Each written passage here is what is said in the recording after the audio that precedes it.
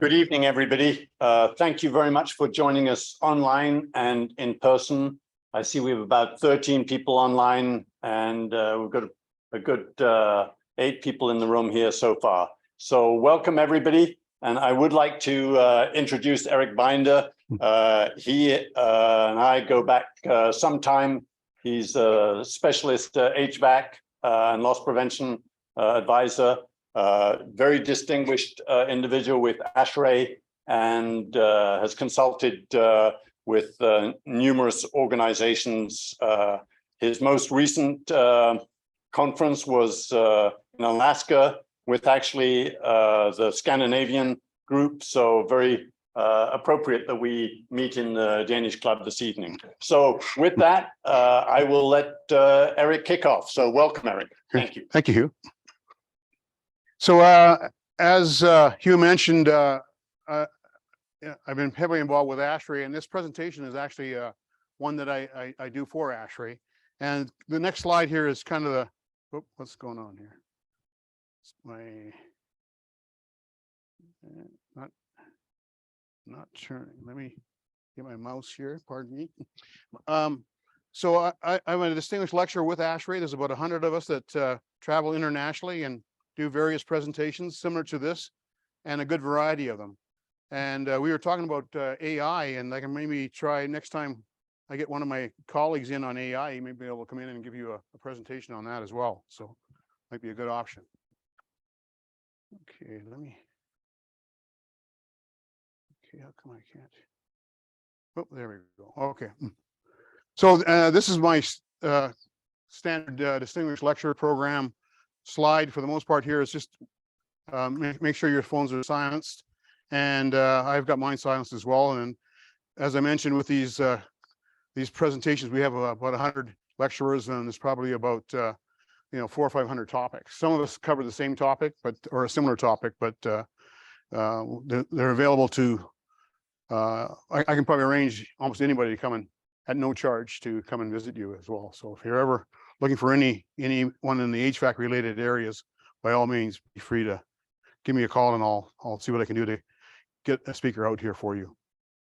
So this is a quick overview of some of the things I'm going to be touching on.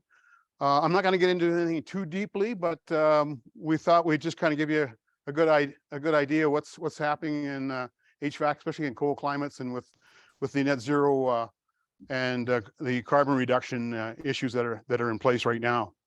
I'm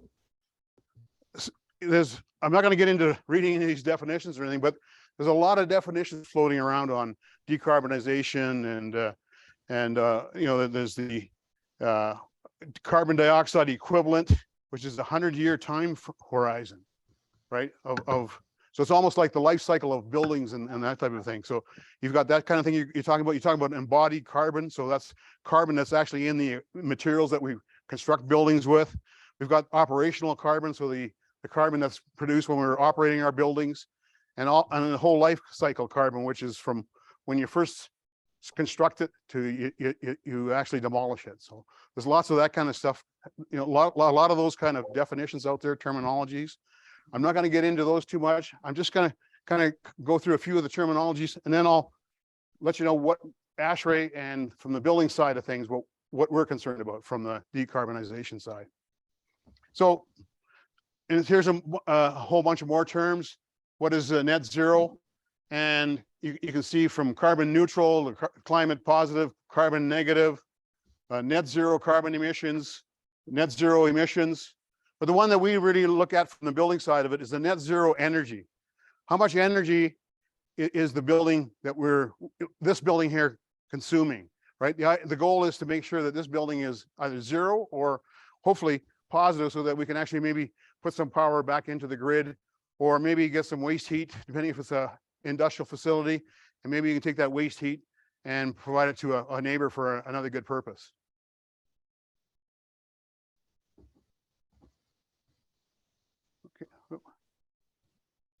So now the big plan is to go to net zero by 2050, right? Now, from a cold climate perspective, well, two things. So one is buildings represent 30 to 40% of the carbon emissions currently. right? And that's in the current building stock. And by 2050, 80% of those buildings are still going to be the buildings that are here today. That's a big challenge, right? How do you get those buildings to net zero? The other thing too, building heating systems contributed 12.5% to the global emissions. And obviously, and I find that going forward, to reach net zero, it's the extreme hot zones and the extreme cold zones that are going to be the biggest challenge, right? So you got Saudi Arabia, Arizona, places like that, and obviously Canada, and as I mentioned, we were just up in Alaska, and the Northwest Territories, Scandinavia, all the cold climates. That's where the bigger challenge is. And through my presentation today, you'll see some of the issues that are there. And then the other thing that's a bit of a concern, everybody wants to electrify everything. And if we were to electrify everything, that would have to mean 3 to 4 times our current electrical grid demand that we have right now. Where are we going to get that in 25 years? That's the biggest concern. And the other thing too is that we're looking at all kinds of other alternatives, and we're spending money and efforts over here. We're spending money and efforts over there, and everybody's kind of helter-skelter. Everybody's got a better idea than the next guy. We're spending a lot of effort in many different directions. So I think it's quite a challenge. And the other thing too is that some people just want to flick a switch, turn off all the fossil fuel, and walk away, right? And we know that's not going to happen. It's just not. Right? So we got to look, how can we best do that in the meantime? How kind of phase it out slowly. So, and the other thing too is that as we come up with new ideas, there's going to be other emissions that we're going to be created we aren't even aware of, or we might be aware of them, but we don't realize how bad they're going to be, or how large they're going to be once we once we went 100% hydrogen or even nuclear, right? What are the effects of that? So lots of things to consider, and obviously it's not going to happen overnight. And this map here, it kind of shows the carbon dioxide emissions around the world. Light, you can see that North America, Europe, parts of Asia and India, where the higher populations are, that's kind of where the the hardest or the largest carbon dioxide emitters are.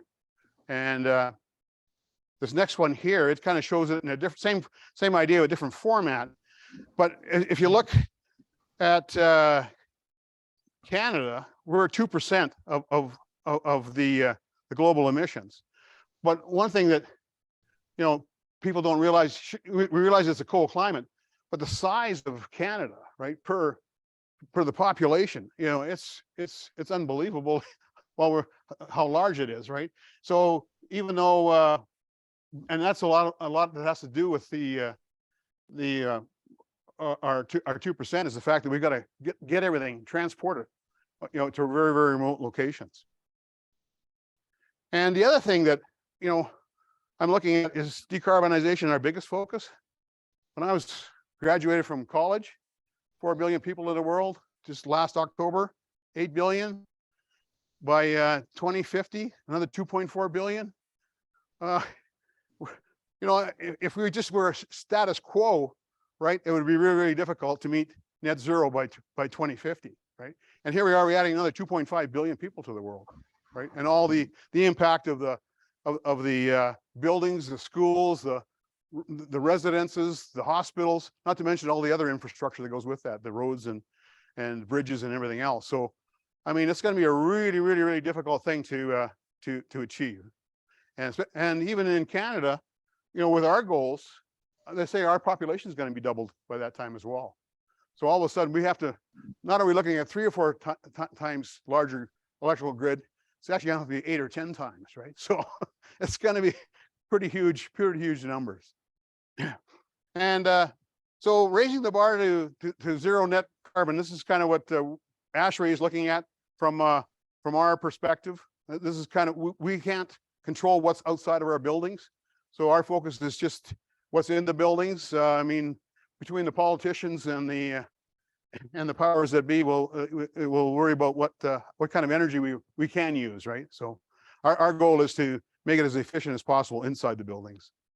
And now, and obviously too, we were talking before about different kinds of carbon emissions, and this is part of the operational. We already touched up on it. So in order to mitigate that, we need lean design, clean design, green design, and we have to offset any other opportunities when we can't engineer it out, right? We have to get rid of have carbon offsets.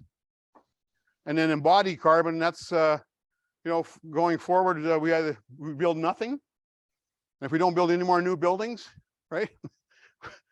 We don't have to worry about it.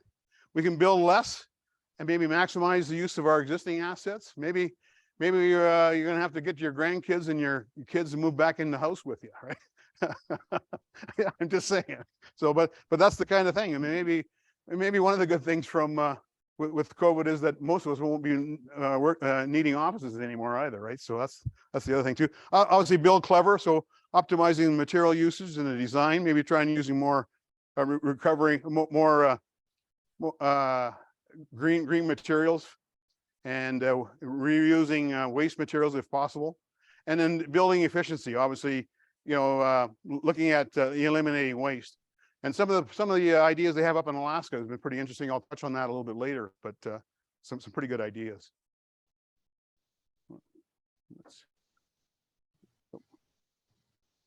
There we go. And from a building perspective, man, we got to maximize energy efficiency. It's funny, in 1972, ASHRAE wrote a standard 90.1 energy efficiency standard, and they wrote it in 6 months. And which is amazing because they wrote it in 6 months. There was no cell phones, no fax machines. There was no, electronics of any kind. And these guys basically, I think there was probably about 12 people and they throughout North America, and they would fly each weekend. They would fly to one person's city, and they would write until Sunday night and then fly back home. Do whatever they could through the week, as long as a regular job, and then fly back the next week. So, but in 6 months, it was pretty amazing. The sad part is, so the good part is that some of the building codes actually referred to that standard back in 1972. And up until about 3 years ago, the Alberta Building Code finally referred to one of the updated standards, 90.1. It's probably about a 10-year-old standard, but they did refer to it. So the newest one is 2021. So the sad part is that we've had a lot of this information available to us, but not everybody has typically the thought was, it's too expensive. It's too expensive. It's too expensive. Well, how expensive is it now? That's all I can say. But anyway, so I'm just going to kind of go from there. But so obviously the things we got to look for is the high performance building envelope. And I touch on that a little bit later on. And we got to reduce the glazing. Any building in the world that has more than 40% glass, it's inefficient. Whether it was built last year or whether it was built 100 years ago, it's inefficient, right? So, I mean, there could be the odd exception, but generally that's the case. So 30 to 40% is probably the maximum glazing that you want in any kind of building. So if you look downtown, there's not too many of them there that are very efficient. And not to mention, I would say that 99% of them are really, really poor quality when it comes to indoor air quality, people comfort too. They build them for the initial cost and they don't worry about the rest of it afterwards. It's really, really sad. I think if we could actually build buildings for human comfort, they would be economical, they'd be green, they'd be low emissions and everything else, right? But our focus has always been cost, right? That's the sad part. So obviously heat recovery is going to have to be very instrumental. Lighting, we're more of the LED lighting and photocell sensors, all that type of thing. Energy efficiency equipment and appliances.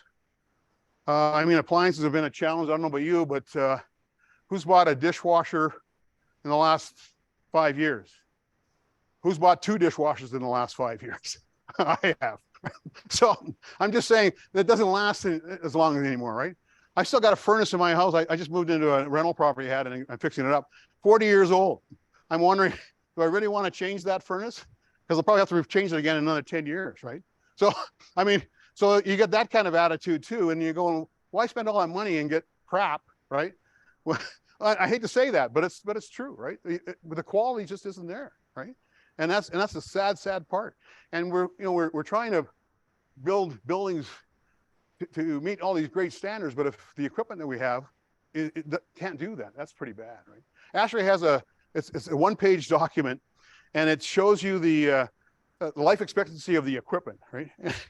And it's pretty sad when you see some equipment like it's, you know, they got 5 years, 10 years, you know, 15 years, boiler like 20, 25 years, right? I mean, and that's if, you know, and that's assuming that you took reasonable good care of it. So I mean, it's really, really critical that we improve the quality of all our products we put into our buildings as well. And then the other thing that we got to look at is the building controls. Now, there's a lot of smart controls now. People, you can just say, hey, Alexa, turn up the heat. Alexa, you know, turn on the air conditioning, right? All that kind of stuff. But some of that stuff is pretty nice to have, but not everybody has that, the technology on how to fix that, right? So if that broke at home, most of us would probably be able to handle it, but a lot of people couldn't, right? So you got to be careful with controls. I always say the best thing to do is keep it simple, right? Because I mean, if you've got a guy, you know, if you design a school and it's up in Tuktoyaktuk, and the guy you're looking after the boiler plant is a caretaker, right? He's not gonna know what the difference is between a thermostat and some sort of BAS system that has all kinds of bells and whistles and alarms and stuff on it, right? He's just gonna disconnect it when it doesn't work and kind of try and keep it from freezing up. That's kind of where you're at. So a lot of those kinds of things. The other thing too is that commissioning is a big one. I would say that 99% of the buildings in town are, well, put it this way, 90% of the buildings in town probably have never been commissioned, other than the fact that someone's turned on a switch and said, oh yeah, the fan's working, right? Or whatever. And of the other ones, they've probably been commissioned, but they probably haven't been touched since they were originally built, right? And they've probably done all kinds of modifications since, and it's been pretty ugly. Okay, so I'm not sure what's going on here with my mouse here. Okay, so obviously, how do we do it? We got to balance things out, right? From the heating, cooling, and the daylights, the amount of light you have. If we only have 30% lighting or outdoor windows, you got to make sure you still got good lighting in the building. Obviously, acoustics is another one, and then the air quality, right? And one thing we found that with COVID is, and a lot of with the fire and smoke stuff that's been happening, you get that into your building, it's pretty bad. Best thing to do, MERV 14 filter. Remember that. Bad news is you put it into your furnace, it won't handle it. It's too high a static. So, but I'm just saying that's what, if you had MERV 14 filter, it's good for COVID and any other kind of viruses. And it's also good for any kind of fire and smoke if you should do any fires and what have you in the neighboring area. Just make sure you close your windows and turn on your furnace and make it run all the time. Okay, on-site renewables. Now this is always a challenge because there's some buildings, especially some of the, you go some places, old Montreal or downtown Toronto, even some places downtown here. I mean, you've got no place to put solar panels, wind turbines, all that kind of thing. So then you got to start putting farms out somewhere, right? You got to have a farm somewhere. And then you start saying, okay, well, where are we going to put the farm? Well, you can try and find some bad land somewhere and kind of go from there. But now I'm hearing that Morocco is going to be a wind and solar farm for Europe. Well, that's great for Europe. I'm not sure how good it is for Morocco, but anyway, so it's all those kinds of things you got to consider. Is that it's great to say you're going to have all this, but is there room for it, right? That's the other thing. And then obviously too, materials with low embodied carbon. So that's a bit of a challenge. Obviously, some of the steel nowadays, they're developing that. We all know that concrete is a bad one for embedded carbon. And even some of the wood and what have you. I mean, you start cutting down wood and using a lot of wood. They're trying to use more and more wood. I don't know. You start getting 10-story buildings with wood. I mean, it's okay, but I imagine the sprinkler system is going to be something pretty special, I would think. So whatever. What I'm going here, I'm not saying I'm criticizing wood, criticizing anything. Whatever we do, it's going to have another impact somewhere else, right? So whatever we use, whatever we choose, it's not going to be the perfect solution. There's going to be other impacts. So we're talking about the existing buildings being the biggest concern going forward, right? This here is the ASHRAE's new building. It's a 1971 building, and we put in about $2.5 million into this building. It's about 60,000 square feet.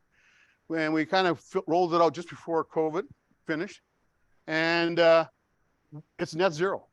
Well, put it this way, it would be net zero if all these solar panels would be able to be attached to the grid and provide power to the grid. But they won't let us do it. Which is crazy because our last building, we had solar panels and they wanted everything and we didn't use any of it for our building. We just sold it all to them and made more money than it was cheaper for us to buy off the grid and sell it to them. So once you get the politics in there, it really screws things up. But other than that, it would be net zero. But having said that, we wanted to make sure that, okay, look, we've got all these standards in place. We want to make sure we're walking the walk. So we actually built a building that was, 50 years old, took a building 50 years old, and we renovated it, and we made it net zero. Now, luckily, here we've got an area where we've got lots of land, right? There's actually a beautiful lake over here, walking paths, beautiful facility. But not everybody has that ability to have all that land available for solar panels and everything else, right? So and some of it's they actually have cars parked underneath, but so we have the ability to do that. And ASHRAE has actually free for downloads. I'll get you the information later. It's at the end. They're design guides for multifamily buildings, small office buildings, and for schools. And if you take that information that's in those free download guides, you can get a net zero building. So we have the information. It's just a matter of getting people to abide by it and be willing to reach a little deeper into their pocket and have it, make it happen. The other thing too, obviously, is sustainability. We've all seen some of this ugly stuff that's happened here. Fires from Fort McMurray. This is the recent power ice storm in Quebec. This is the Fraser Valley with the floods last summer. Obviously, lots of lightning and thunder and tornadoes and everything else going on. There's mud and avalanches, mudslides and avalanches, and just ugly ice, frozen ice everywhere, right? So how do you deal with that too? It's those are the things that are part of the cold climate and when the cold climate melts, right? So it's all those kinds of things that we have to take into consideration when we're doing our designs, right? Make it sustainable, and hopefully you can flip a switch after the event happens and kind of get back operating. And it's going to take a while to get back up 100%, but at least you can keep operating, and you've got a chance to get back to where you were before things happen. Now, so this is the conference that I was just hosted in in Anchorage, and it was a challenge of cold climate design. It was well attended. We had about 200 people internationally, and we also did a mini conference in Fairbanks. And that conference, we discussed sustainability and some of the more remote type applications. I'll be touching on that as well as we go through here. But some of the remote locations in Alaska they only have kind of highways through maybe about 150 miles, and it's kind of in the center where Anchorage is and Fairbanks, and the rest of the state is pretty not too much for roads, and if they are, they're pretty rough roads. So the big challenge here is, as we mentioned, is existing buildings. We already talked a bit about that. We need a more holistic approach. We have to evaluate the service life of the existing equipment too, and modeling the options for mechanical systems. So modeling is something that's really become into the forefront. How can we maybe design a system? Okay, if we put in a heat pump system, or if we put in a VAV system or whatever, if we do that in this building, what's the cost of the equipment to start with? What's the energy consumption required? All that kind of a thing. And if you need to, you can even do the life cycle cost of it as well. So all those things kind of come in. Obviously, plug loads is a big one. More and more so, with cell phones and what have you. I mean, this thing probably gives off more heat than the first computer I used in 1972 at the IBM building that was 4 stories tall. This probably generates more heat than that thing did. But I'm just saying, there's a lot there from the plug loads perspective. And then obviously too, the climate is changing, right? We are getting more temperature swings, right? And the utility rates are the other ones too. I mean, if we say we go to 100% electricity, but all of a sudden electricity prices go through the roof, should have been better to stay with natural gas, right? Those are the issues. Now, sustainable building envelope. I've always thought, well, we always say that if we got a good building, we can do a great HVAC system for really, really easy, and probably half the cost, right? So if you can build a great building, that's the most important thing. The struggle with existing buildings is we don't have always have the best building envelopes for sure. So that's the biggest struggle. But if you have a great building envelope, the rest of it is a lot simpler, right? And going forward, we need to do that. There was a project in Washington, DC, and they had 60% windows, as I mentioned before, windows in the area. And what they did is they made a deal with the architect. If they could reduce the windows from 60% to 40%, make the windows triple pane, which with savings made them into triple pane, they reduced there was 2 chillers planned for the building. They reduced it by 1 chiller, $500,000, just boom, without even anything else. So, yeah. I'm just wondering if we can, for online and recording, can we just get rid of that sign there? Is that possible? Oh, I can do that. Sorry. Yep. And okay. Are you able to do full view? Well, I thought I was full. Everything that's up here is from your online. Right. Okay. Yeah. Right. I mean, I don't, unless there's something I can. There's more here. Record. No, I don't want to leave. Yeah. Okay. Sorry about that. I'll try and move this on here up higher. Is that a little bit better? Okay. All right. So now, so the other thing too is that cold climates too is, we're getting better, but we didn't, many years ago we didn't have the year-round construction, right? And now we're getting better at that. But that's the other thing too, that if you can't build year-round, then it increases the cost of the buildings and it makes it a bit more challenging. We do, we are getting better with hoarding and heating.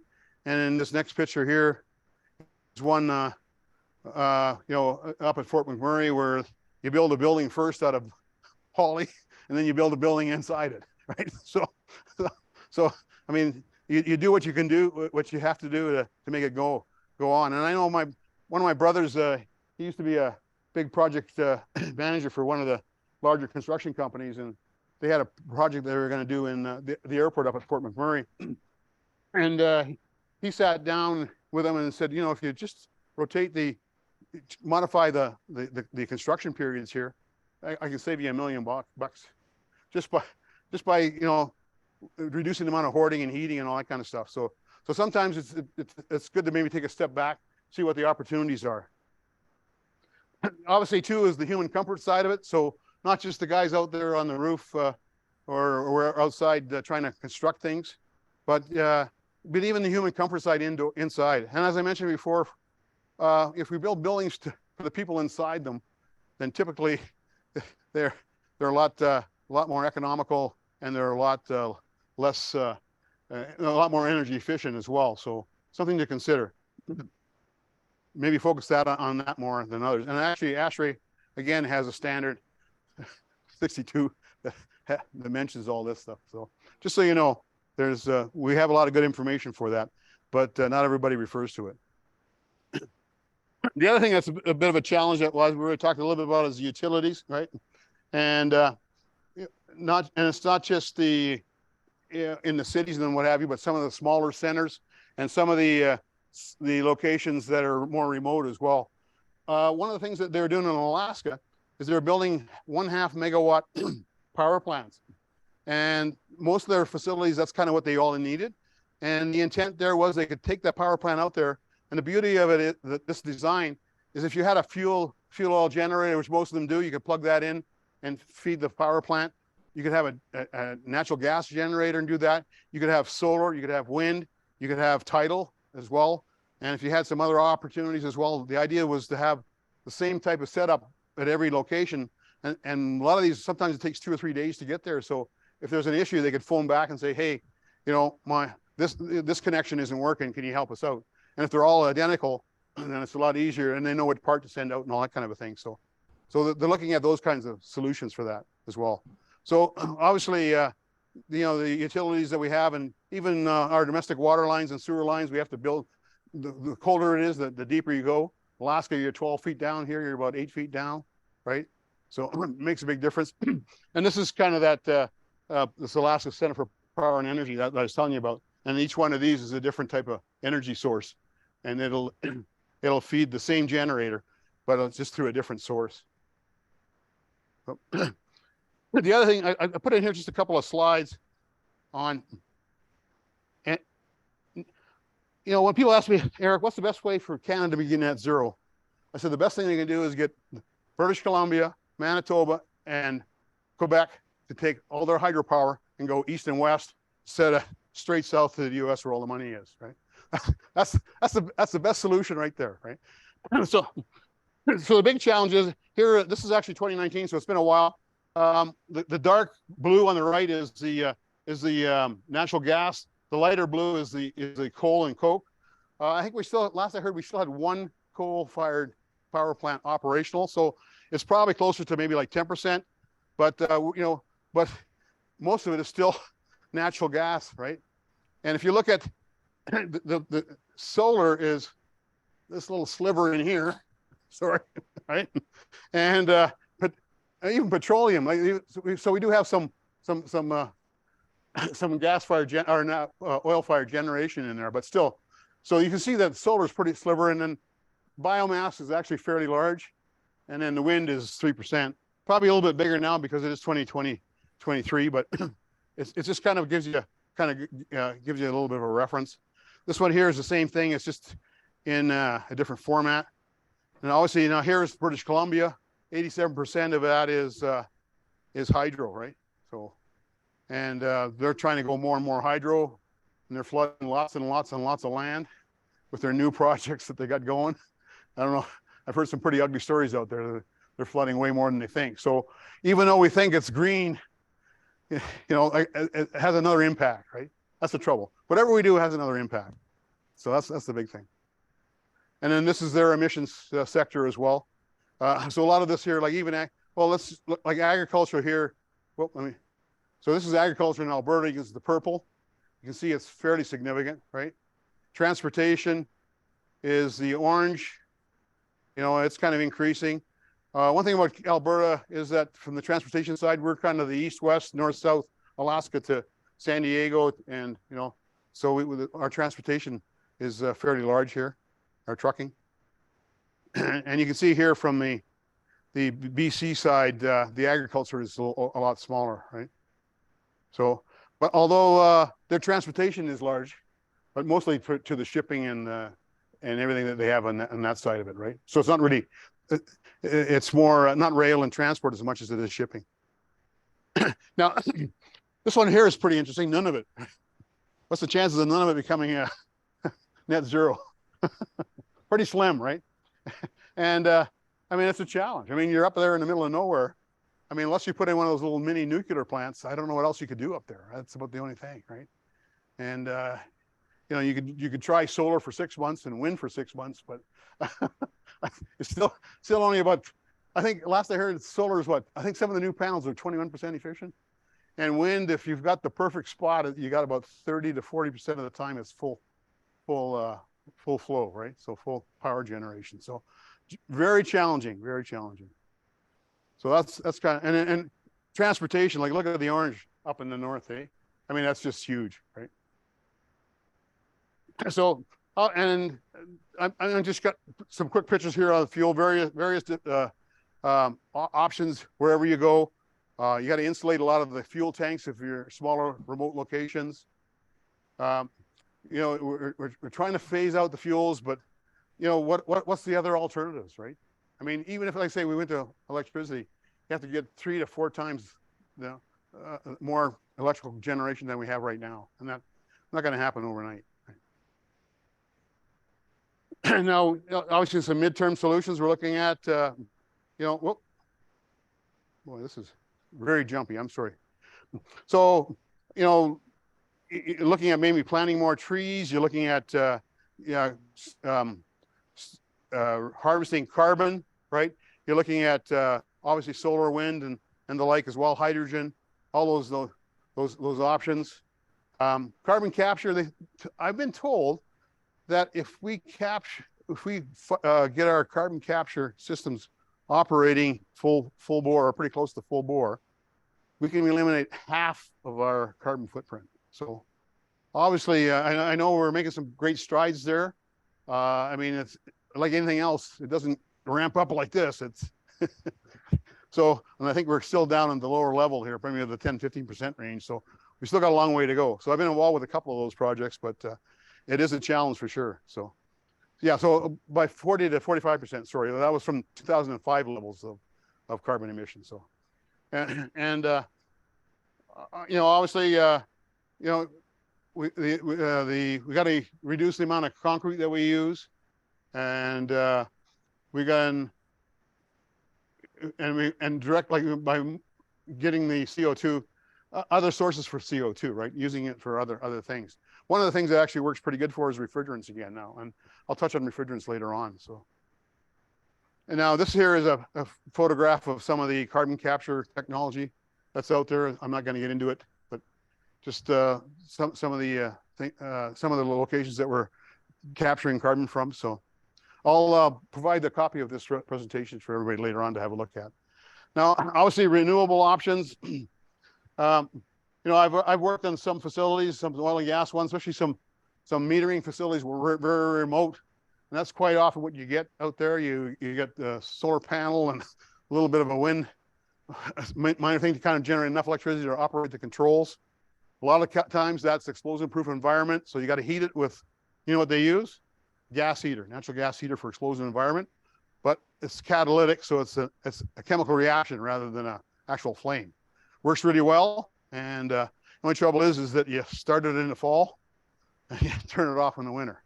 It runs 100% of the time, so that's the only negative. But having said that, now obviously, solar panels are always a little bit of a challenge with the short days in the winter, and this one here, for the larger communities, district heating and cooling is the way to go, right? It really is. Now, I'm not sure how many of you know, but actually downtown, the East Village, that's all district heating and cooling. They're slowly moving west as well at the same time. Obviously, SAIT, the university, and Mount Royal, they all have similar systems. But in Europe, there's a lot of whole communities that are that way, and that might be something that we have to look at doing. Obviously, in Europe, it's a little easier because you're so close. All the buildings are a little more compact and everything else, but it's something we're going to have to look at doing here as well. And the other thing I think from that would be really, really good is a lot of these data centers and a lot of these Bitcoin mining machines. You guys know what Bitcoin mining is? It's a computer. If I had a computer like this, and I programmed it to count calculations of us here buying and selling Bitcoin, right? I could probably make about $1,000 a month just by this machine going continuously calculating 24/7, right? I could probably make between $500 and $1,000 a month. But the amount of heat that would give off in the meantime is pretty. One of the guy I know, his son put 4 of them in the garage, right? And he was going to university. This was a number of years back when it first started, and he was making, I think he was making like $3,000 or $4,000 a month. But he had to put a fan in the summertime. He had to put a fan and a big louver in it to cool it. So all this kind of stuff that we're doing here, we've got to find a way to get rid of that heat and make use of it. So, but if you put a Bitcoin mining machine, downtown Calgary, and you use it to heat the building next door or something like that, I think it'd be a great opportunity, right? But that's the things that we're going to have to do to think about anyway. So now, yeah, solar challenges, obviously, not just the fact that in the wintertime, while I was up in Alaska, I didn't see much daylight. So the time was up there. So I did see some solar panels that looked kind of like this. They weren't doing much, but I mean, that's the kind of things you got to look at, right? It's it's always it's a challenge. So I mean, in summertime it's great. You can almost get power at midnight, right? In a lot of locations, but during the winter, it's just not going to happen. Right? The other thing too is the battery storage issue. So now that's what's happening is that the amount of batteries that you got to have everywhere, and the issues with ASHRAE and IEEE about 25 years ago wrote a guideline on how to ventilate large battery storage facilities, right? And back then they were more concerned about the hydrogen that was generated from the charging and stuff. But through ASHRAE, the technical committee, one of the ones I was on, we've actually updated the standard just recently. It should be coming out here, I think by June, maybe towards the end of September timeframe, to include lithium-ion batteries, because lithium-ion batteries, I mean, they have another issue as well, right? They explode, right? You hear all these fires and mini fires and stuff from people's cell phones and what have you. So if you got a room this big and you got nothing but lithium-ion batteries in here, and each one has got these little mini cell. So that explosion it's not one explosion, it's a zillion little explosions, right? And they had a really bad fire down in Arizona about 3-4 years ago. And the firefighters went in there afterwards, after the fire was out, they went in there and they got knocked down, almost killed them, because it's just the fumes and from the fire and all the other chemicals and that's part of the batteries and with the heat and everything else. So it was really, really, really ugly. So it's just the heat from inside the battery itself. Yeah, just thermal runaway, they call it. And it's just like one little cell, and then once that cell heats up, it heats up the next cell, and it just keeps on going. Now the hard part is detecting thermal runaway. That's the hard part, and that's something that they're trying to work on. They'll just get it fixed, and they'll find a better battery. But anyway, that's beside the point. And then obviously, wind energy. I mean, it sounds really good, and there's nothing wrong with energy. We have a fair amount of wind energy. But the other thing too, I don't know if you've driven down through the Crow's Nest Pass. You're out there, it's a windy day, and the fans aren't even going. You go, what's going on? Well, it's too windy. I go, so I mean, that's the trouble. There's a lot of restrictions. It's got to be between a certain wind speed and the direction of the wind and everything else. So there's lots of challenges. And then too, I mean, if you have these up in the middle of the Arctic, I wouldn't want to be up there on a 40 below day trying to replace the bearings or something in in those blades or whatever else, right? That'd be really, really challenging. So lots of things you got to look at for sure. Now hydrogen. Now I only got blue hydrogen here for some reason, but even green hydrogen now, I just heard it's not as clean as we think it is. Green hydrogen is kind of, blue hydrogen is you're kind of taking waste product and you're making hydrogen out of it. But even green hydrogen takes a lot of effort, and I think my understanding is that a lot of heat and energy is required to make it green as well. So, I mean, there's pros and there's cons. I think the best thing that's going to happen with hydrogen, it might be for fuel with the trucking industry. I think they're trying to put hydrogen stations kind of like every 100 kilometers east and west across Canada, maybe from Highway 2 up to Alaska and down to San Diego, and get all the semis on hydrogen. But that there again too, then I'm not sure if I don't want to be sitting on a hydrogen bomb either, right? So just if Tesla's having issues with theirs and with their new vehicles, might be a blip or two happening with new hydrogen vehicles too, I'm thinking. So and this is kind of the possibilities for hydrogen production throughout the country. I won't get into it too much, but so light gray is fossil fuel hydrogen. The second level of gray is hydrogen, renewable hydrogen production potential, and then the nuclear hydrogen production potential is the second darkest gray, and the darkest gray is mixed feedstock hydrogen production potential. So there's different kinds out there. Having said that too, then we're going to have to have a different, is it kind of like leaded, unleaded, and premium? Like, I don't know, it could certain vehicles might have to run on certain hydrogen or whatever as well. It could be pretty complicated from the sounds of things. So just things to consider. And obviously biofuel. Now, biofuel, I mean, if you're going to grow corn to make fuel. I think we're, I don't know who's doing that, but or why they're doing that. But if we got 2.5 billion more people coming on this planet, I think we're going to need more money invested in the food side of it than in the fuel side of it. So, and I mean, obviously, if there's some opportunities from waste to make biofuel, I think that's probably not a bad thing. But or maybe French fry oil or something like that. But to actually grow crops to do it, I don't think it's a very bright idea. And then there's all kinds of energy alternatives. I mean, there's a volcanic belt in British Columbia. They're looking at trying to maybe, bore down to get the volcanic ash and get some of the heat out of there. I don't know, will that create earthquakes? I don't know. It could, right? And then some guy in Quebec, he's got a geothermal solar lagoon. So that's what he's going to use to heat up his resort is the solar lagoon. So, and actually, when I was up in Fairbanks, we went to a hot springs, and the hot springs, the guy's using the hot springs from underneath the ground, and he's using that to heat all the buildings that he's in. The bad news was that we had to leave our window open all night because it was too warm in the room. But I don't think he had very good control on it. But it did work. So there again too, I mean, you got to make sure the controls suit the application. Now this is the small modular reactor. I think most of you have probably heard about these. For Alberta and some of the remote locations, it might be one of the best options.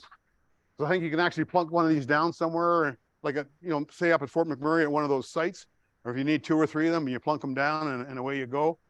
And then if that site is abandoned in 30 years, you take that nuclear plant and you move it somewhere else, maybe to a gold mine or who knows what, right? That might be not a bad option. But there again too, is nuclear green? I don't know, 3 Mile Island. A few of those other guys might not agree. Maybe some of our friends, though, a few friends that are left over in Ukraine might not agree as well, right? So especially right now with the Russians operating it. So, but whatever. But obviously, it's going to be interesting going forward. Okay, so water and sewage treatment. So some of the largest emitters and users of energy is water treatment, water and sewage treatment. So, I mean, and if we're going to double our population, that's going to be pretty heavy duty. And I know, every time I think the last time they did an upgrade to the water treatment plant down at Bonnybrook there, I think it was like a $1 billion project. It's not going to be cheap, right? So that's all that kind of stuff as well. So I'll speed things up here a bit, I think. But obviously, so clean water, sanitation. So on the average, 38% of the energy consumption for municipal governments from the energy use is just water and sewer treatment, right? Now, obviously, newer technology, you're trying to use waste heat to help with that. We're looking at livestock water recycling. Agricultural is another. I didn't touch on it here, but just real briefly, agricultural is obviously another larger consumer of water and energy. Now, water, we're thankful we can just kind of turn on a tap and we get water, but a lot of remote sites, they have to truck it in. And not only do you have the cost of the water, but you got the cost of getting that water there. Sometimes you've got to drive on an ice road to get there. I mean, you got to time your water when you get the water there. All kinds of concerns from the cold climate side of things and from the remote locations side of it. And even here too, you can see this is electric heat tracing on the rainwater leader. Here's an insulated sanitary tank, and it actually can sit underneath the building as well, but it's all fully insulated, has to be pumped out regularly. And as you can see here, there's a drain up there. It's always, quite often they get, I know it was pretty bad this year in my area. All the storm sewers, storm drains were covered with snow, and it was pretty hard to get anything to melt. And then when it did melt, everything was frozen up around the drains, and you couldn't even get the streets to drain. So it was pretty bad. And some of the more remote locations too, it's not just has to be 8 or 10 feet underground, but some cases we need to put them on pipe racks or put them into some sort of insulated enclosures, right? Some utilidors. Makes it really fun if you have to go in there and replace or fix a leak or what have you, but it does cost a lot of money, but we have to look after all that kind of stuff. And that all costs time, energy, and money. And then obviously as well, I don't know if anybody's ever had any one of these freezing situations happen. It's not much fun. And even here, you know, you got a fire out in the middle of nowhere. This is a flagpole to show you where the heck the fire extinguisher is located in the you know, in the snowbank there. And typically, if it's like, you know, the guys that do my streets, it's usually that's where they pile all the snow, is right around where the fire hydrant is. So, so that's some other design conditions. Obviously, I think we already talked about remote sites. In a lot of cases, more and more so, they're actually building buildings in populated areas and then shipping them to remote sites. Alaska, what they're looking at doing with the housing is actually getting a container, having the kitchen, the bathroom, the furnace room, and then the laundry room in one container, ship it to site, and let the individuals, you know, make it into a 1-bedroom, a 2-bedroom, or a 2-story, or a bungalow, or whatever they want. But the guts of it is all the same and very economical because it's prepackaged for them. And most of the people in in a lot of the remote locations, they don't have a lot of trained people. I mean, they can probably grab a hammer and kind of put some 2x4s together and make a wall. But, you know, sometimes they don't have the HVAC people or the electricians or, you know, all the specialty type cabinet builders and that type of thing to do the finer work. So that's an option. And obviously, with trucking and the ice roads and stuff, I don't know if anybody knows, but we actually have a road to Tuktoyaktuk now. So they don't tell you that, I think it's 4,865 miles, but probably all but 1,000 miles of it is gravel. So I don't know if I'd want to take my new Corvette and speed up there anytime soon. But still, I mean, we're getting better, but there's not too many places where you can actually drive some of this stuff to and not being on an ice road in the Arctic. So, and then here's some more challenges. Obviously, I know we've had the helicopter things in, and you know, there's pictures of ice roads and everything else there. So it's pretty challenging at times, and the costs are enormous. The other thing too is that some of the off-grid and seasonal backcountry stuff. This is actually a project that was done by some friends of mine, and they built it just past. It's in the Banff Park area, and it's one of the newer hiking in huts, and it was quite a challenge. But you can see here they've got the this is the underground heat source, and they've got solar, they've got some wind and everything else, but they also have a propane heater. So just so you know. So, and then here's some of the nicest to have on that list of those buildings. But one thing that you notice is that the building itself, it's well sealed, right? And as I mentioned before, if you got a great building envelope, the rest of it is a lot easier. The other thing too is that really happens a lot is the temperature swings. And you know, this is Winnipeg, right? Minus 40 in the winter, plus 40 in the summer. And actually, I was just doing some work up in Manning, Alberta. There's some fire up there going on, but it was 30 degrees there the other day, right? End of April, it was 30 degrees. So, I mean, that's the other challenge we have in cold climates, right? You got to deal with both ends, both extremes. So, and then obviously from the heating side, we've got we have to use more waste heat. We've got to make sure that we can conserve any of the heat that we do have, more insulation, heat tracing. That's another some of the oil and gas plants. The heat tracing bills come off of that. I mean, the amount of heat tracing is unbelievable, right? But we need to do it, otherwise you just can't survive, right? So lots of issues around that. And then obviously humidification is always a challenge. And basically, when you get down to minus 20, you got 0%. Well, you got 100%, but it's just that it's frozen for the most part, right? So that's always the challenge. And here's an interesting one here. Sometimes we don't realize this, but this is for like, if this is like a house, it's not a big deal. But for a lot of the industrial facilities that Hugh and I worked on, you got some large airflows that are required. And in a lot of cases, you need the airflow 100% of the time. I did one where we had 10 TSGs, the ones through steam boilers, million CFM required, right? 10 of them, 100,000 each. So here's the situation, minus 20, bringing in 11,886 CFM. And by the time you heat it up, right, it's increased to 15,000 CFM. So 25% increase in airflow, just like boom. Okay. Now, you know, if that's a small room, like a room this size, that's pretty significant, right? If you had, for some reason, if you had the equipment in here where you needed to do that, right, to cool it off. Now, if you had 100,000 CFM, right, I've seen it where it's actually blown the walls out, right? So it's not a challenge so much for smaller buildings, but for some of the industrial stuff we work with, we have to look at these kinds of things. So there are challenges there that you have to take into consideration when you're thinking about your temperatures and the design condition. And here's a good design for most cold climate air handling units. We have here is we've got a summer filter. This is actually a MERV 8.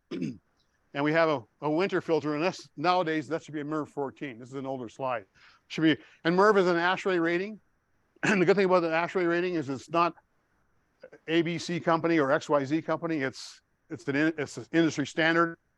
It doesn't matter who you are. If you give me a more MERV 14 filter, then it's a MERV 14 filter, or it should be anyway. But having said that, so the idea here is that in the summertime, if you got fluff and dust and everything else, this filter picks it up, right? In a winter, this gets frosted up. So you take that one out and you leave that one in. And that's the way the warm air, the preheater heats up any outdoor air, drops any moisture out of there, right? Ice and stuff, and you don't freeze up the facility. But then again, too, you know, the energy to drive this motor, because you've got this extra filter and you got a preheat coil, extra static, right? So there's all things like that that comes into play when you're talking about energy savings as well. A little more challenging. And then obviously design cooling. It's, you know, quite often in the summer we get a lot of long hours, so actually you need to cool a fair amount. Obviously you can use economizers and free cooling wherever it's possible. That's great. Sometimes though you've got high loads from electrical equipment, and you need to have the same cooling at minus 40 or plus 40, because it's the equipment itself that gives off that heat. And so that time you need mechanical cooling at minus 40, and that's a challenge, right? And it's expensive. So obviously, I won't get into this too much, but there's lots of different technologies out there right now. Everybody's trying to think of better ways of doing this, but waste heat recovery there's a lot of potential.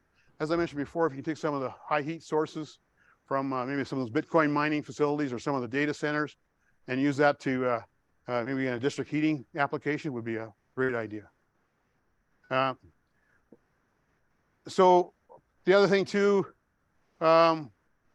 we got to look kind of, you know, in cold climates, the HVAC equipment, the installation operating requirements, they usually have higher operation and maintenance costs, higher carbon footprint, and the risk and the higher risk of operation and reduced energy efficiency sometimes. Sometimes you just got to do it because you do it for the safety of it, not so much for the energy savings, right? Now, the other thing that's happening here now too is CFC refrigerants, HCFC refrigerants. You guys are aware of what's happening there? CFC's already been eliminated. They're still out there. You know, bad news is that people are just, if they haven't, they got to get rid of it. They just turn on a valve and let it go into the atmosphere, which is not the way to do it. HCFCs now are going to be, so January 1st, 2025, they will not be able, they'll only be able to produce 85% of the HCFCs that are going to be required, and then in 15 years time after that, they're going to be you won't be able to make any more, right? So it's going to take some time to get rid of the HCFCs. But as we're looking for energy efficiency, what's happening now? We got new refrigerants. And why are these new refrigerants in place? Why didn't we use them before? Because they aren't as good as the original ones. So now, not only do we have to be more energy efficient, but we have to be more energy efficient with new refrigerants that aren't as energy efficient. Well, and some of them may be as energy efficient, but some of them are explosive. Most of them are at high pressure. Opens up a whole new can of worms. I'm working with ASHRAE's working with the United Nations. We're trying to train some of those third world country refrigeration mechanics that have never had any kind of training. you know, they got a hammer in one hand and they got a pair of pliers in the other and a cigarette in their mouth, and they're putting propane into their into the refrigeration system. So there's going to be some challenges there as well in some of the emerging economies. So things you got to look at. And one thing about propane as a fuel, I mean, if you get propane, I mean, there's no fee. Whatever you pay for it at the pump, that's what you pay for it. If I have some fancy refrigerant that I got from some refrigerant supplier, I'm paying thousands of dollars a liter or whatever they want to sell it for, right? So there's always those challenges too, is the cost factor. So low GWP refrigerants is kind of what they're going to. The bad thing is even with this third phase, they're not perfect, right? And my gut feel is that now the other thing too is that we have to change all the HVAC equipment, right, to suit those new refrigerants too. So it's not just an easy, I'm just going to take this refrigerant out and put this refrigerant in. It doesn't work like that. So extra cost there as well. Now the other thing too, obviously here is a lot of intakes in weather, cold weather applications. I'm not going to get into it, but generally 500,000 feet per minute in most summer warmer locations. 500 feet per minute is something you try and do in a colder climate like we are. And Alaska, they're up to 350 feet per minute. So the air coming into the building, the fresh air, the combustion air for your furnace or your boiler, it's coming in at 350 feet per minute. So it's pretty low. The idea there is the snow's it's gonna fall down before it gets sucked in. So those are all those kinds of things you got to look at. You can see here they've got some different kinds of intakes that we look at. This is one here that was invented in Calgary. It's actually it's a pivoting screen on the intake. When they get hoarfrost on here, it pivots down, and the good thing about that is that air can go in and around it, so it won't starve the HVAC unit. And when it gets really heavy with frost, it actually comes down, bangs, knocks off the frost, and pops back up again. So it works good in most situations. But the other thing too, we're looking at electricity. Everyone want to go 100% electricity. Okay, if you use electricity for makeup air, and it's cold, like minus 40, the temperature rise from minus 40. Like if I have this heater here, let's say it's a 100 kilowatt heater, and I have a 100 kilowatt glycol coil, right? The glycol coil, I can be minus 40, and I can bring it in across the fan and distribute it at about 25 to 30 Celsius, right? The design of the heaters, if I bring it in at minus 40, I'd be lucky to get it to minus 10, right? So that means in order to get it above freezing, you got to put twice as much electric heat in there for that same amount of makeup air, right? And if you need makeup air at 40 below, you know, if it's a safety concern, a lot of the industrial stuff, we have to do that. It's a pretty significant number. If you have to double the amount of energy whenever you have outdoor air, pretty significant. So that's something you got to remember. Whenever you have electric heat, even if you have electric heat in your garage, right? It's not going to heat up as well as the same size capacity for a gas heater, or if you have happen to have glycol or hot water. Very, very critical to remember that. And a lot of people have been burnt on that for sure. So this is what I was telling you about the opportunities to use high heat rejection equipment. So from Bitcoin miners, from data centers, power stations, some of the large VFDs, motors, like if you get some 10,000 horsepower VFDs, they give off a lot of heat. If there's any way you can get rid of that heat and for a useful purpose, it's great. A lot of oil and gas facilities, any kind of industrial facility for that matter, in labs and mining facilities, there's lots of kind of opportunities to use waste heat. And that's where the best applications for these are when you do have central heating and cooling plants, right? Then you just take that heat and put it into the other systems. Now, residential buildings, I'm not going to get into it this slide. These are some of the standards that ASHRAE has for residential.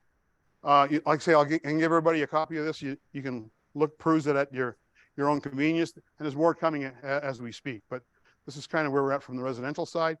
One of the things that we look at in residential, we're starting to get high ventilation loads. Because, well, back in the old days, mom had the wringer washer, the dryer was out on the line. If you had a fridge, it was pretty small, right? You had a stove, it was, pretty small as well, everything else. Now we've got fireplaces. Now we've got, the center one here, that's the instantaneous water heater. Has anybody have one of those? You see your gas line on that puppy? I had one installed 2-inch line into my 185,000 BTUs, right? Like that's 3 furnaces, right? So when that thing fires up, wow, and it needs air, it needs oxygen, right? So that's the other thing that you got to kind of look at. And you know, the other thing too is everybody wants the commercial kitchen in their kitchen. Well, this next slide here, I want to talk to you. So this one here, this is a commercial kitchen. It's an 8-burner gas stove, right? And the part you see here with the gourmet kitchen hood, it pops up when you turn on the stove. Just touch it, the knob, and this thing pops up. It's a 1200 CFM hood. Now 1200 CFM, that's the same as your furnace at home. In most cases, it's probably more than your furnace at home operates. And it's sucking air in right from outside, right? And so in this case here, it was like 20 below, and it froze it all up on the bottom there. It's hard to see the ice, but it froze up the hood. So when you're bringing in that much air unheated, right, into your house, and it's 20 below, you know, do you really need that fancy cooking thing? Either that or you got to get a makeup air unit, which is probably going to cost you another 25 grand. But I'm just saying. So, but and if you have your dryer on at the same time, you maybe 2 or 3 you know, some of these guys have 4 or 5 bathrooms, and the kids are all in there turning fans on and stuff. I mean, sometimes your makeup air in your house can be pretty significant, right? So, and it's not something that you think about. And you have your fireplace as well. It's you can get pretty crazy. So that's some of the things you got to look at from the individual residential application. So now, well, I've got a few slides here on heat pumps, and then we're almost to the end. Hugh asked me to kind of put a little bit of stuff here on heat pumps. Now, heat pumps is, you know, if you talk to anybody who doesn't know anything about HVAC, the number one answer: put a heat pump in every building in the world. Right? Every application, put a heat pump in. It's great. Net zero, boom. You know, so what they don't realize is that, I mean, so typically they quit heating at about -10 to -15. Now, there's guys out there that says, well, I'm at -20, and the other guys say I can do it at -40 and everything else. But they don't tell you is that they have an extra heater. Right? So, right? So then, do you have a gas heater? You need a backup furnace. So I put a heat pump in my house to keep my furnace, right, in case it doesn't, you know, for those 2 or 3 weeks in the winter when it gets really, really cold. Do I take my furnace out? Do I get a bunch of electric heaters for each room? I mean, all those kind of things. Now, having said that, at the Alaska conference that we had 100 papers presented. 33 were on heat pumps in cold climate. And I mean, there's a lot of great ideas out there how to run them at -40. And the only guy I know that has his running at -40 is a refrigeration mechanic of mine that's actually an engineer as well. And he's an industrial refrigeration mechanic. Super bright guy. And he can get his heat pump to run at -40. A, he got it free. B, he put $8,000 into it. And C, the walls in his house are 18 inches thick. And the cooling on that heat pump, it's like horrible in the summer. Like there's virtually hardly any cooling capacity. But the good news is his house is sealed so tight, he only needs about a half a ton of cooling to cool the house. So for him, it works. But I mean, for your average person who wants the heating and the cooling from the heat pump, it's going to be a challenge. Now, I got nothing against heat pumps. I'm not saying don't buy a heat pump. I'm just saying be careful when you do buy a heat pump in a cold climate, and look for other alternatives. And there's a few other things you got to kind of look at. So one solution doesn't fit all applications, right? There's different kinds of heat pumps out there. There's, and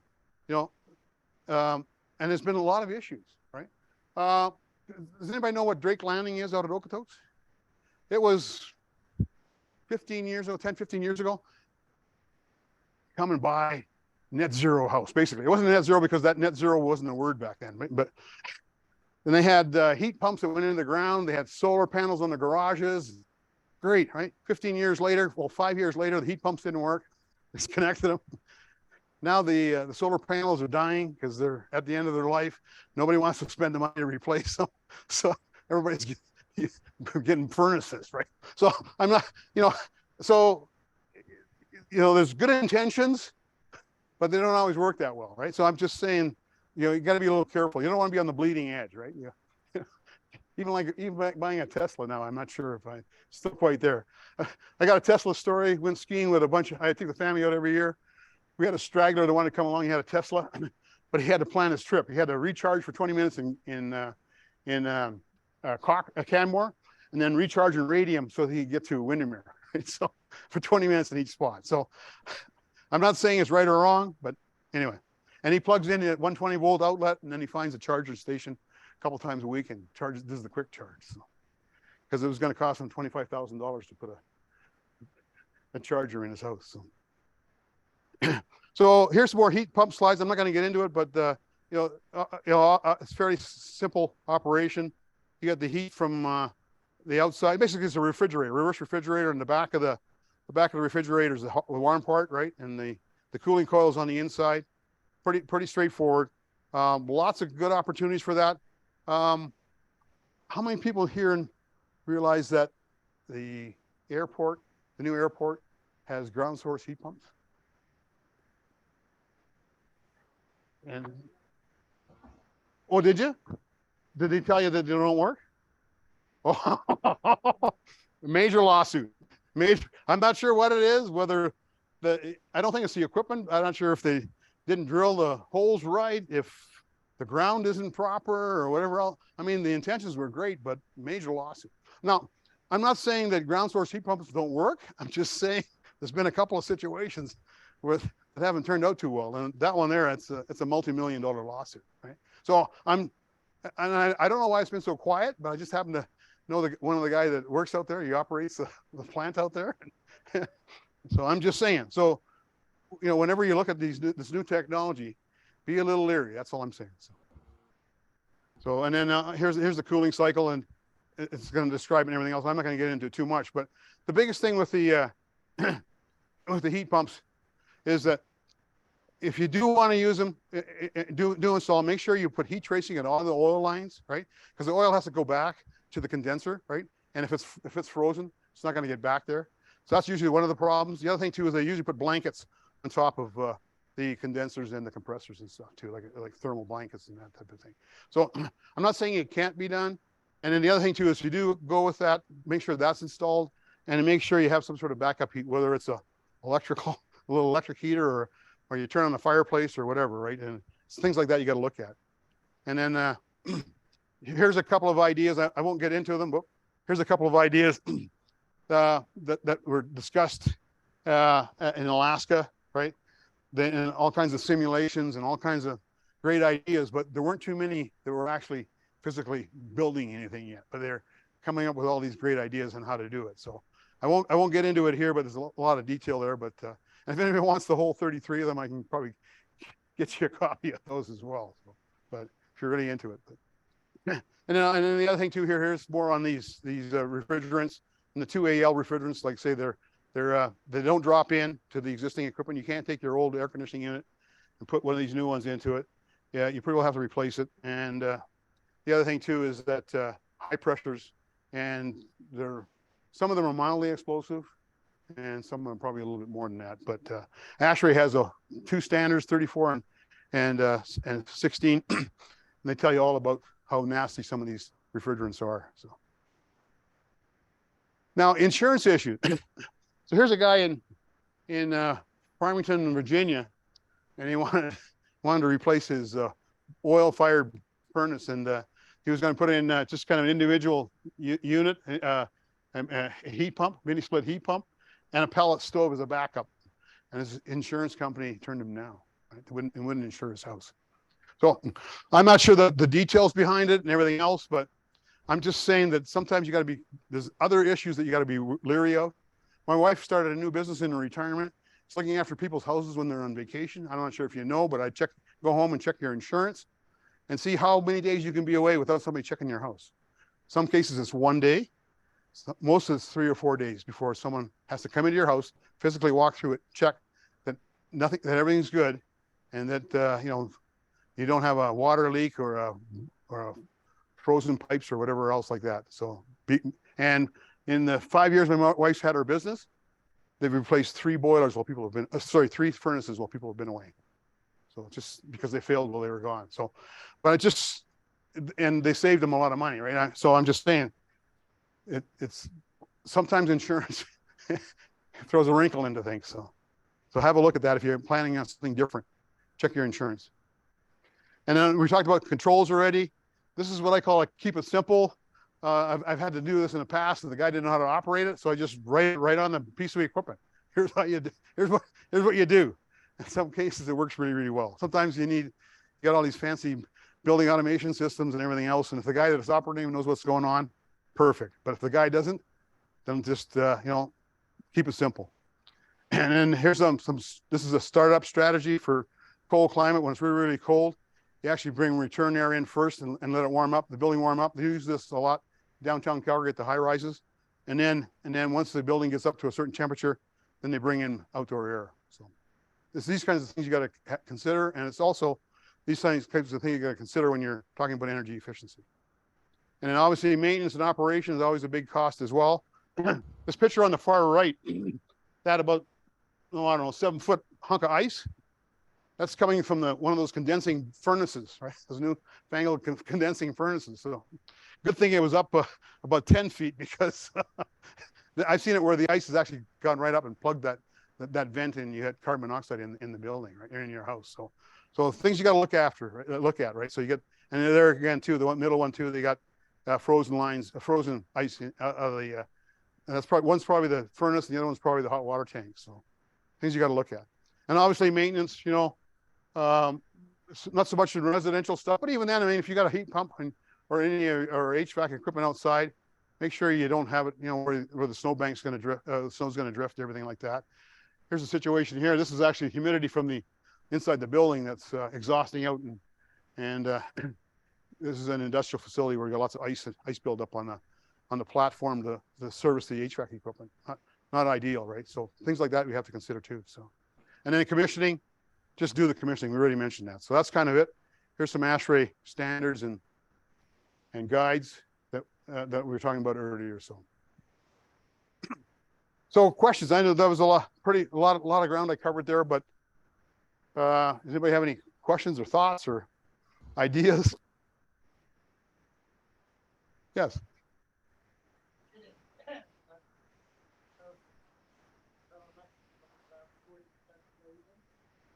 That's any building. Yep. Well, okay, arguably the greenhouse is, I mean, so that, having said that, do you need glass all the time? Like, I don't know, could you get away with maybe the lower half not having glass? I know I got a buddy in the glass business, and attached to his garage, he has a greenhouse, and the lower part, he's got kind of like a stub wall. It's only like 3 feet tall. I mean, and because behind that, that's where he's got like his shelving, he's got his dirt and his fertilizer and all that kind of stuff, and everything is kind of above that. So I don't think you need all that glass. I think it's just, it could be an economic thing. I mean, a lot of people, he actually takes a lot of windows out of buildings. Like, they're perfectly good, but he takes them and then he resells them. And a lot of people do that. They grab those windows and they make greenhouses out of them. And there's nothing wrong with that. But I mean, if you get it for really cheap, then I'll make a greenhouse out of all glass, right? So I'm not saying that, I mean, you could probably still make a greenhouse with, I don't know, maybe not 30%, but maybe 60%. And even that would help a little bit too, right? And if you insulate it and everything else.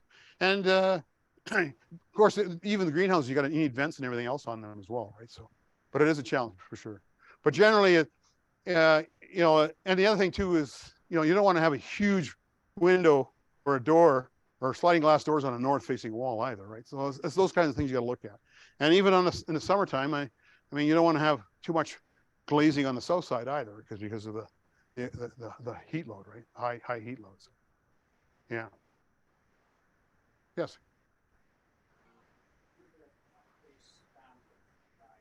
Yeah.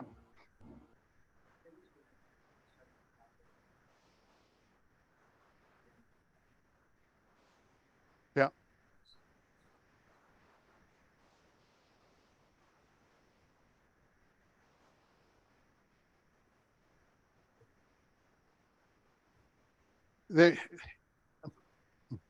It is, and that's the struggle that ASHRAE has, I mean, same thing in the state. Every state is different in the U.S. And some don't have reference any ASHRAE guides, and some of them are really, really good, and they reference the latest, right? I'm doing a project, actually a lithium-ion battery plant in Washington State right now, and they can build the codes. They can build the building to the 2019 code, but they're forcing him. The client's forcing him to do it to the 2021 code. And the 21 code has also got the latest energy standards, which are significantly higher. They're almost like California standards. So I mean, so in this case, the owner wants it, right? And he's willing to pay the extra for it. But mm-hmm. Mm-hmm. Yeah.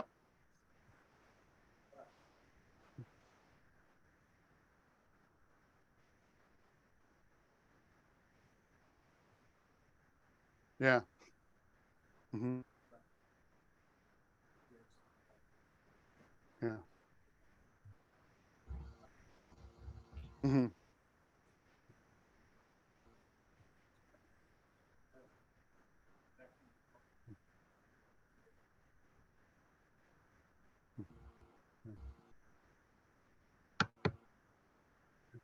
So ideally, what would be nice is to have, and some projects they're doing more and more of this. You have the mechanical, the electrical, structural, architectural, like everybody gets together before the project starts. Okay? And then the architect says, okay, here's the model for the building, right? Then as an HVAC engineer, I go in and go, okay, if we do this building, it's going to be, it's going to need so much cooling and so much heating, right? Okay, and then if we reduce the window load, oh, all of a sudden we can lose a chiller, right?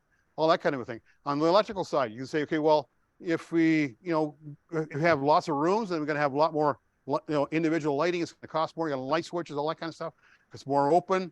I mean, we might, and if we do it right, we can get some of the more daylighting from outside.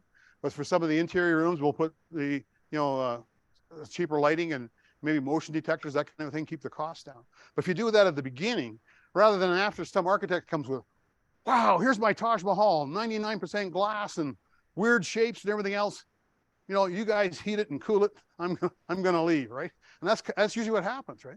And then what it is, and then all of a sudden instead of reducing a chiller, you got to add a third or fourth one, right? So there's all those kind of issues that come into play, and that's what we have to do. Yeah. Yeah. Okay.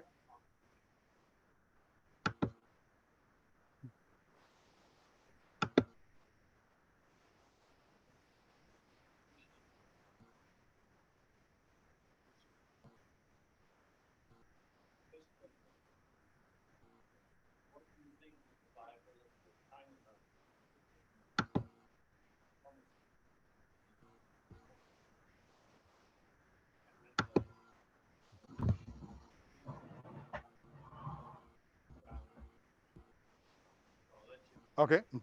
So on the first one, tiny home, let me tell you my experience with tiny home. I grew up in one. Family of 11, 800 square foot house, Spruce Cliff, right? No car. We came here as immigrants, no car. My dad never did drive, right? So we had two bicycles, we shared them, right? we built a garage out of leftover lumber and stuff that my older brothers, when they worked on construction sites, they bring home a half a 2x4 and a half a sheet of plywood and everything else, right? I mean, and we managed to live there. And at times we actually helped families from Europe come over here. And we had, at one time we had 22 people living in our house, right? And if you can probably argue that's still happening now, different nationalities and people from other parts of the world. I mean, so the tiny house thing works, right? It can work. The biggest thing, actually, so the funny thing is that I had like everybody else, I went out and I got a starter home, then I got a bigger home, and then when the kids got older, I got a really big home, and then when the kids left, I bought a 1-bedroom so they had to move out, and now we've got a small rental property that we had for 20 years. Need some TLC. I said, let's save a little bit of capital gains. Let's move into it and let's fix it up. And it's got a suite in the basement. So we got the suites Airbnb. You can make about $1,500 a month to $2,000. put a new garage in. We're getting it all fixed up. We got like 1,000 square feet. It's just the two of us on the upper level, right? So I do have one room downstairs. I got my office down there, and I managed to squeeze in a big screen TV and an exercise bike. So, I mean, what more do I need, right? You know, like I was over at a friend's house on a weekend. His wife's working in Vancouver full time on the Trans Mountain Pipeline. He's almost every week he's somewhere out of the city. Just the two of them have 5 bathrooms, right? And they've got 3 floors of humongous space. Like, how often do you use any of that part of the house, right? So as far as the tiny house part is concerned, I think it's going to be the wave of the future, whether we want it or not, right? And I was kind of half jokingly said our grandkids are going to move in with us, right? And our kids, but that's what they do in Europe, right? I mean, everybody kind of they had like 75-year mortgages, right? And yeah, and they're doing more of that. Yeah, they are for sure. So I mean, but the hard part is in the tiny homes are going to be in Canada are going to be all remote, everywhere else. Where over in Europe, and maybe if we go to Toronto and some of the bigger cities, we can do the tiny house like a village or something like that. Probably work out pretty good. Maybe use a district heating system for it. It would be a great opportunity, right? But anyway, so that's it from that point of view. Okay, now on the carbon capture, I'm not a real guru on the carbon capture. I do know that there's different technologies out there. There's going to be some challenges as well, because if we're putting this carbon into the ground, how leaky is it? Is it going to leak out? If you put it in over here, is it going to come out somewhere else? The other thing too is what else is in the ground with it? Is there going to be some sort of chemical reaction with whatever's in there? I mean, there's a whole, as you mentioned, it's going to open up a whole new environmental issue, I think, and it's going to depend which area you're in. But I don't have enough background or experience, but just kind of, I do have a background in risk management. I worked for risk management department for one of the energy companies for about 10 years, and I've heard all kinds of crazy things going on. So, but that's kind of my thoughts on that. One question, Leo.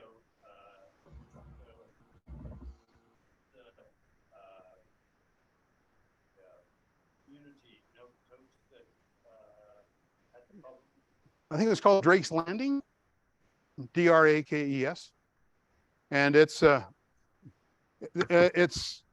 have the solar panels there. I think some of them have replaced the solar panels, but like anything else, I mean, typically my experience with solar panels has been they're usually about a 10-year payback. I think they're getting it down to about a 10-year payback. Well, what they don't tell you is that about 5 years they start to deplete. And then by 15, you're pretty well. I mean, you might get lucky and get a little bit more out of that. So, but you basically get it paid off, and then it's time to buy another one, right? And I'm not like, I got nothing against solar panels. I mean, they're coming a long, long way. They even have vertical ones now where even the shady side actually absorbs heat, right? So it's not that it's bad. I think we're slowly getting better. And like anything else, like when we first were in the oil sands, 1985. I was involved with that from Imperial. I mean, the changes that happen now to that here, great, but look at the effort it took to get here, right? And that's similar effort's going to happen for hydrogen, wind, solar, whatever. It's going to take a lot of effort and a lot of, we're going to make it a little bit better, a little bit better, a little bit better, but it's not going to go perfect right from the start, right?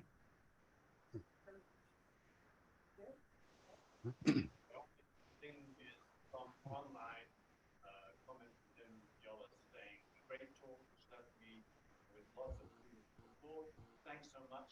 We indeed need smaller size homes. Oh, thank you. Okay. Eric, Yes. thank you so much for a great talk. Oh, Really thank you. informative. You really exposed a lot of challenges we face, All right. and appreciation. CBGC has made a donation to Operation Eyesight, Fantastic. and there should be the name of somebody. Oh, they don't give us a name No, anymore. that's okay. They used to name the individual who got Well- eyesight because of your talk. Well, I appreciate that. But somebody in the world has now got eyesight returned to them because of what you told Great us idea. about. I really So appreciate really that. appreciate your talk. Well, thank you. so much. Well, thank you. Okay. Great. Perfect. Yeah, I'm just working.